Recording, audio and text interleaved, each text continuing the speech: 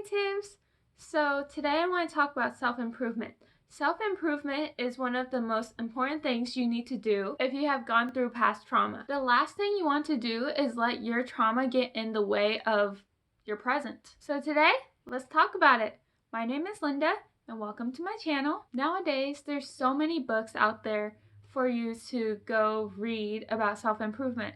But as someone that just doesn't read books, and it's hard for me to even find what's the best book on self-improvement? Which one will help me actually improve in the long run? So yeah, if you're anything like me, let's dive in. In the last month, I have worked really hard on myself, and because of that, I have noticed several significant changes in how I deal with tough situations. I have even become more logical dealing with people that have more significant challenges than me by dealing with them in a logical and mature way, which is through taking responsibility and then making sure the issues are properly analyzed through with the person so that we can just move on from the space.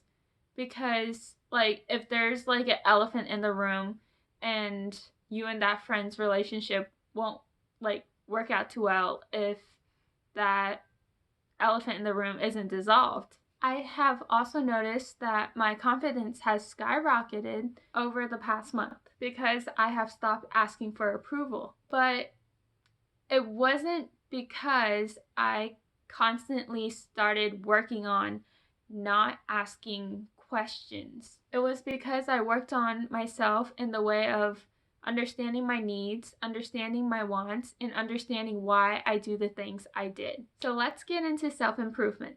So when I was really young, 13, I didn't know what self-improvement is. So I want to start there. So for a person that doesn't know anything about self-improvement, I wanted to say, what is it? Well, as always, I love consulting the dictionary whenever I can. So here goes. The definition from Oxford Languages of self-improvement is the improvement of one's knowledge and character by one's own efforts. I like just giving it my own definition so that I can comprehend it better. In my own definition, I define it as improving upon one's character through their actions. Basically, the word they would improve on their character through learning new things to help them cope and learn. And because they learn different skills, the self-improvement skills will make their actions change for the better in order to help them deal with intense situations better. So in summary, self-improvement helps people get better at being a human. The next question I would ask myself is, how do I do it? So I have 3 different resources that I have used in order to self-improve on myself. The first one would be DBT. While it has been helpful for me, I haven't seen it done profound things for me. When I say DBT, I mean therapy. And DBT is the type of therapy that I do. And one of the parts of doing DBT is to take group sessions to learn new techniques in order to create a life worth living. So let me give you an example. Last week, I did a session and it was about, what do emotions do for you? So we talked about what fear does for you. So we talked about things like, what does sadness do for you? And what does fear do to you? The second one I have used is, YouTube. Hi everyone! Just a little intermission here. Just wanted to remind you, if you like the video, please subscribe and follow me. Before, when I would look up articles and read up on them and still not understand what the meaning meant, I would actually go to YouTube and search it, and someone would explain it and I would actually get it. So I remember this time when I looked at several videos to understand self-improvement and the ways I could improve myself. Since the first 16 years of my life was traumatic, I would make several loved ones mad at me, but a lot of the behavior that I was doing was all chalked up to I'm a teenager. But in my mind, I always knew I was like very traumatized and I needed to deal with all of this trauma. The third one I'm using is Udemy. I'm amazed at all the courses Udemy has that a lot of people don't really know about.